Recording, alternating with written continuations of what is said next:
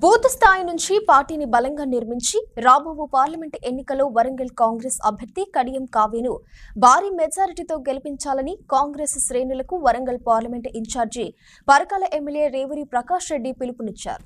జయశంకర్ భూపాలపల్లి జిల్లా కేంద్రంలోని ASR gardens లో మంగళవారం వరంగల్ పార్లమెంట్ కాంగ్రెస్ పార్టీ ఎన్నికల సన్నాహక సమావేశం జరిగింది.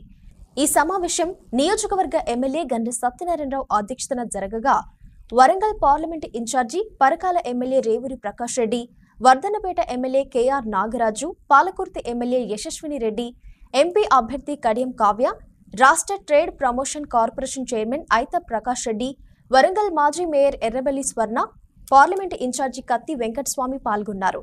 ఈ సందర్భంగా ఎమ్మెల్యే రేవూరి ప్రకాష్ రెడ్డి మాట్లాడుతూ తెలంగాణ ప్రజలు మార్పు కోరుకున్నారని, అందుకే రాష్ట్రంలో కాంగ్రెస్ ను గెలిపించారన్నారు. రాముడి పేరు చెప్పుకొని ఓట్లు దక్కించుకునేందుకు బీజేపీ ప్రయత్నం చేస్తుందని, రానున్న పార్లమెంటు ఎన్నికల్లో బీజేపీకి బీఆర్ఎస్ కు బుద్ధి చెప్పాలన్నారు.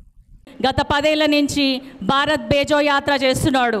అంటే భారతదేశంలో ఉన్న ప్రతి ప్రభుత్వ సంస్థని ప్రైవేటీకరణ చేయాలనే ఆలోచనలో ఆయన ఉన్నాడు.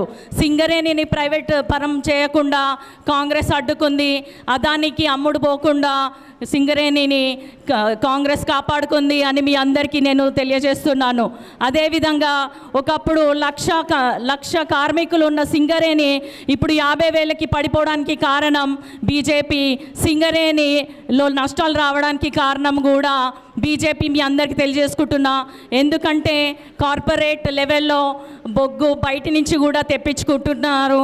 అట్లాగే ఇక్కడ చాలా అధునాతనమైన పరికరాలని తీసుకొచ్చి మనుషుల అవసరం లేకుండా చేస్తున్నారు. ఇప్పుడు మన ఎంపీ క్యాండిడేట్ అయిన కడియం కావ్యక్కని కూడా అంతే మెజారిటీ, ఇంకా కొంచెం ఎక్కువ ఇస్తే ఇంకా బాగుంటుంది అన్న చెప్పిండు 1,00,000 అని. మరి 1,00,000 కూడా మీరు ఆ మెజారిటీ ఇప్పించి గెలిపించాలని మనస్ఫూర్తిగా నేను కోరుకుంటున్నా. ఇప్పుడు మనం చూసినట్టయితే కాంగ్రెస్ పార్టీ ఎప్పుడైనా యువతకు అవకాశం ఇస్తుంది. వేరే పార్టీలు ఉత్తగా చెప్పడం కానీ ఎక్కడ కానీ యువతకి అవకాశం ఇవ్వలేదు. కానీ ఈసారి కనుక మీరు చూసినట్టయితే అసెంబ్లీలో కూడా యువతకి ఎంతో అవకాశం ఇచ్చింది కాంగ్రెస్ పార్టీ. అందరం కూడా పావులు కలిపి కదిలి కదం తొక్కి అందరం కూడా కలిసి పనిచేద్దాం. మేము ఎమ్మెల్యేలం కాదు, మీ సేవకులం, పాలకులం కాదని ముఖ్యమంత్రి చెప్పాడు. మీ సేవకులుగా రాబోయే 5 సంవత్సరాలు అనునిత్యం ఈ నియోజకవర్గ పేద ప్రజల కష్టాల్లో ఉంటాం.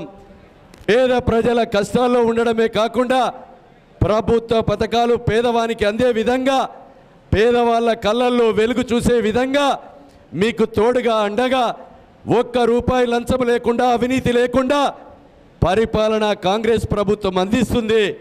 మీ సేవకులుగా మీ కష్టాల్లో ఉంటామని మీకు ఈ సందర్భంగా తెలియజేస్తూ ఈ నియోజకవర్గంలో ఉన్న ఖనిజ సంపదను కాపాడుతాం.